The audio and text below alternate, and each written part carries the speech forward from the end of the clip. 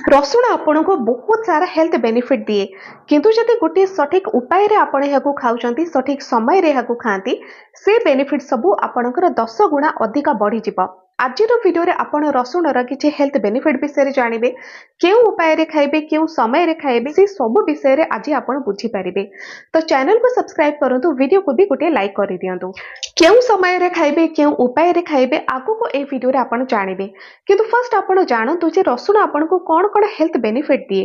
साधारणतः जेतेबेले आपण रसुण खाती मनरे एटा भावना आसे जे ठंडा को काटे किंतु केवल ठंडा को काटेनी रसुण रसुण आयुर्वेद रे गोटे औषधि भଳି गणा जाए गोटे महा औषधि भी यहाँ को आपण कहि परिबे कारण रसुण रो बहुत सारा हेल्थ बेनिफिट रही। आज मु आपण को 10 टी हेल्थ बेनिफिट विषय रे कहबी जोटा कि रसुण आपण को देई थाए किंतु जेमिति नाही सेमिति जदि आपण रसुण को खाइबे से बेनिफिट सबू आपण को मिलिबा नाही।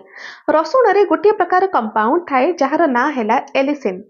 ये जो एलिसिन नामक एक कंपाउंड अच्छी एटा पर्टिकुलर गोटे उपाय रे जति आपण खाइबे सेते बेले ही एलिसिन आपणक शरीर को जाई कि वृद्धि पाए आ जोटा कि रोग प्रतिरोधक शक्ति को आपणकर बढ़ाए। केवल एतिकी नुह गोटे एंटी बैक्टेरियल भली काम करे एंटी फंगल प्रॉपर्टीज अच्छी रसुण रे आहुरी बहुत किछि अच्छी।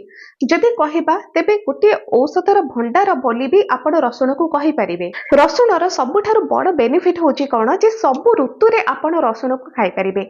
एमिति अनेक खाद्य अच्छी जोटा कि आमको नेचर देछि जो गुडाक औषधीय गुण रे भरा किंतु सब ऋतु रे आपण से सब को खाइ पारंते नाही किंतु रसुण एमिति गोटे खाद्य जोटा कि आपण सब ऋतु रे खाइ परिबे सब दिन खाइ परिबे। आपण जानि चंती जे रसुण आपणकर इम्यूनिटी को बूस्ट करे जोथि पई आपण माने भाबंती जे ठंडा काश जनित समस्या को आपणकर कमाए। रसुण आपणकर ब्लड सर्कुलेशन भी ठीक रखे। जदि आपणक शरीर रे कोनोसी प्रकार जॉइंट पेन रो समस्या देखा जाउची बेले बेले कोन हुए जॉइंट पेन रो समस्या जदि ठीक रे आपणकर ब्लड सर्कुलेशन आपणक शरीर रे हो नाही प्रत्येक अंग पर्यंत ठीक रे आपणकर ब्लड ता चालू नाही तो जॉइंट पेन रो समस्या सेथिरे बढ़ी जाए। गोड़ झिमझिम करबा किंबा घोड़ा पिंधा करबा ए सब समस्या आपणकर बढ़ी जाए।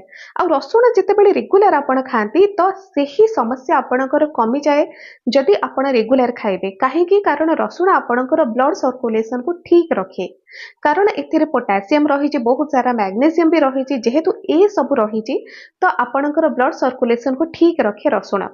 ठीक सही परी आपणकर पेटर भी अनेक प्रकार समस्या को दूर करि थाए हजम शक्ति वृद्धि करे रसुण। जदि आपण रेगुलर खांती तेबे रसुण आपणक पेट भीतर को जिबा परे आपणकर डाइजेस्टिव सिस्टम को इंप्रूव करे आपणक पेट को सफा करिबारे भी हेल्प करि थाए एते अधिक औषधीय गुण रही रसुण रे। किंतु आपण भाबंती जे आमे तो सब प्रकार तरकारी रे किंबा जहाँ भी रोषे करूछु सेथिरे तो रसुण निहाती पड़ुची। देखंतु रसुण को जदि आपण तेल रे फ्राई करंती तेबे ई जो एलिसिन नामक जहाँ कंपाउंड रही जोटा कि औषधीय गुण अनेक प्रकार औषधीय गुण अन्य भी रही रसुण रे सी सब कमी जाए। आ जदि तेल रे आपण फ्राई कले जदि से सब विटामिन सब कमी जाउची रसुण रे तेबे ताकू खाइबार किछि आपण को सेमिति फायदा मिलेलानी। फायदा मिलुनी काहेकि मिलुची किंतु जो प्रकार औषधीय गुण आपण को कंचा रसुण दे परिबो तो सेटा तेल रे फ्राई करबा परे मिलेनी। आ कंचा रसुण भी खाइबे केमिति से कथा भी जानिबा निहाती दरकार। रसुण आपणक शरीर रे बैड कोलेस्ट्रॉल रो मात्रा को भी कमाए गुड कोलेस्ट्रॉल को बढ़ाए।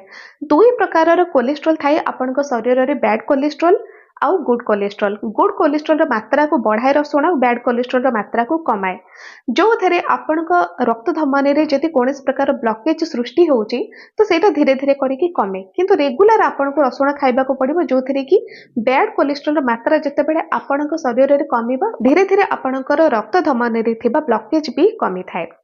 जेतेबेले आपण रसुण को रेगुलर खांती सेथे एंटी बैक्टेरियल प्रॉपर्टीज थिबारो आपणक पेट भितर को जिबा परे बैड बैक्टेरिया मानकर संख्या धीरे धीरे कमे। जेतेबेले बैड बैक्टेरिया मानकर संख्या कमे आपणक इंटेस्टाइन रे थिबा खाद्य सबू जेतेबेले हजम हबो से सबुर न्यूट्रिएंट्स आपणक शरीर ठीक भाबरे अवशोषण करि पारे। तो ये भी गोटे बढ़िया बेनिफिट जोटा कि रसुण आपणको दे थाए। ठीक सही परी आपणक शुगर लेवल को भी कंट्रोल को नै आसे रसुण जेते रेगुलर आपण रसुण खाउचंती आ आपण डायबिटिक पेशेंट अछंती रसुण खाइबा द्वारा आपणक शरीर रे थिबा शर्करा जोटा कि रक्त रे मिसी के रहिछि जोटा कि आपणकर शुगर लेवल को बढ़ाए डायबिटीज को बढ़ाए तो से सब को मैनेज करिबारे आपणक शरीर को सहायता करि थाए रसुण जो थेरे आपणकर डायबिटीज धीरे धीरे कंट्रोल को आसीबो। किंतु ता पई आपनको अलग डाइट भी फॉलो करबा को पड़िबो। जदि आपण डायबिटीज रो डाइट विषय जानिबा पई चाहुचंती मते कमेंट सेक्शन रे जणाई परिबे। तो जदि आपण रसुण खाती आपणक स्किन भी सफा हुए, कारण रसुण रे एमिति किछि कंपाउंड रही जोटा कि आपणक शरीर को सफा करे, डिटॉक्सिफाई करे, रक्त को सफा करे, जो तेरे स्किन आपणकर सफा हुए। स्किन रे आपणकर कोनस प्रकार इन्फेक्शन बारंबार देखा जाउची तो रसुण खातु, एथिरे आपणकर रक्त सफा हुए, आपणक शरीर रु विषाक्त पदार्थ बाहरे, जहा द्वारा आपणकर स्किन भी क्लियर हुए जदि कोनस प्रकार इन्फेक्शन बारंबार आपणकर देखा जाउची। चुट्टी पई भी बहुत अधिक हेल्प करि थाए रसुण। जदि चुट्टी झड़ीबार समस्या आपणकर होउची तो रसुण अरे एते अधिक एंटीऑक्सीडेंट रही जोटा कि आपणकर चुट्टी झड़ीबार समस्या को भी कमाई दिए, किंतु रेगुलर आपनको फॉलो करबा को पड़िबो। रसुण रो अनेक प्रकार आपण होम रेमेडी भी चुट्टी पई देखिथिबे। तो होम रेमेडी जदि आपण ट्राई करूचंती करि परिबे, किंतु मो भाबुची जे जदि आपण खाउचंती सेटा इंटरनली आपनको शरीर को जाई कि काम करि थाए, एंटीऑक्सीडेंट आपनको भितर मिलिबो, जोटा बहुत अधिक काम दे परिबो आपनक स्किन पई भी आउ आपनकर चुट्टी पई भी। रसुण आपनक शरीर रे मेटाबॉलिक रेट को बढ़ाए। देखंतु मेटाबॉलिज्म जदि आपनकर स्लो चलिबो तो एथिरे पेटरे चर्बी लागिबो, आपण माने मोटा हे जांती। आउ जदि आपण रेगुलर रसुण खाइबे तो एथिरे मेटाबॉलिज्म आपनकर स्पीड हुए, जो थेरे चर्बी कटिबार जे स्पीड रही सेटा शीघ्र हबो, जल्दी हबो। आपण जदि एक्सरसाइज करिवे, दौड़ुचंती, तेबे जल्दी जल्दी आपनक शरीर रु चर्बी कटे, आउ आपनकर ओजन भी नियंत्रण को पळे आसे। जो मानकर मेटाबॉलिज्म स्लो से माने सब बेले सुस्ती अनुभव करंती, आ जो मानकर मेटाबॉलिज्म फास्ट स्पीड रे चले तो सेमाने सब बेले एनर्जेटिक फील करंती।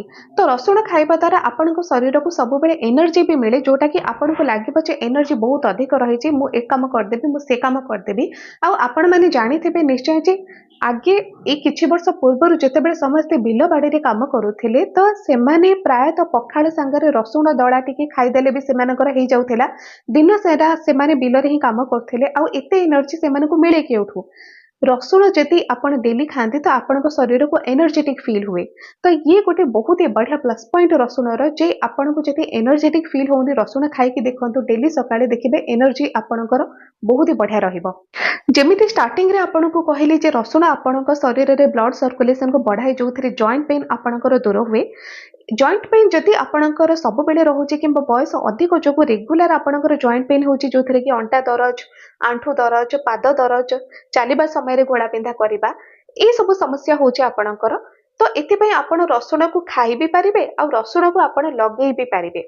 सिंपल आपण जेतेबेले राति रे सोउचंती तो सोरिष तेल टिके नेकी रसुण सेथरे दी पाखुडा छेची कि आपण उषुम करि दियंतु। ए विधिता आपण समस्त जानिचंती, छोट बेले भी करूथिबे, किंतु सेइथरे जति लवंग दुईटी आपण गुंड करके पके दउचंती, सेटा रसुण संगे बहुत ही बढ़िया काम करे। से तेल को आपण लगांतु, तो एते सब बेनिफिट आपण को रसुण देई पारुचे। आहुरी बहुत सारा बेनिफिट रहिछि, किंतु ए जो सब बेनिफिट रहिछि एटा आपण को जेतेबेले रेगुलर किछि दिन खाउचंती आपण को देखिले लागिबो जे हां किछि तो चेंजेस आसुची बॉडी रे रसुण रेगुलर खाइबा द्वारा।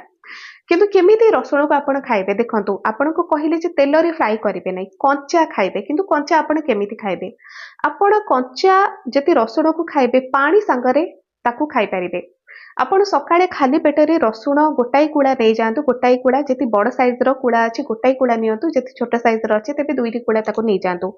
ताकू आपण टिके छेची की किंबा फाइन काटी की छेची पारुचंती जति छेची दियंतु, नचेत आपण फाइन काटी ही दियंतु। पानी रे ताको मिक्स करि दियंतु, गोटे ग्लास पानी नै जांतु, पानी रे मिक्स करिकि केवल 5 मिनिट पई ताको छाडी दियंतु। आ तापरे से रसुण को भी आपण खाइ देबे, तापरे पानी को भी पी देबे। जदि एमिति आपण न करि पारचंती तेबे सिंपल आपण रसुण गोटे कोड़ा नै जांतु, पाटी रे पके दियंतु, चोबे दियंतु, आ तापरे गोटे ग्लास पानी पी दियंतु। किंतु रसुण जेतेबेले आपण चोबांती टिके टेस्ट काहाको भलो लागे तो काहाको भलो लागेनी।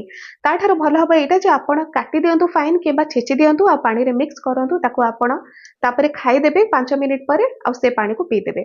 तो ये गोटे एमिति उपाय जोटा कि एलिसिन आपणक पानी भितर मिसिबा परे तार क्वांटिटी बढ़े, तो से क्वांटिटी आपणक शरीर को जीवा परे तार काम करिवो।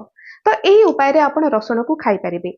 आउ जति आपण भाबुथिबे आमे त खट्टा संगे दळी की सब बेले खाउछु, किंतु कोन फ्रेंड्स आपण जानिचंती जति रसुण को आपण खट्टा सहित दळी की खाइबे तो से जो खट्टा संगे मिसिला रसुण तार सेइथरे बेनिफिट टिके कमी जाउची।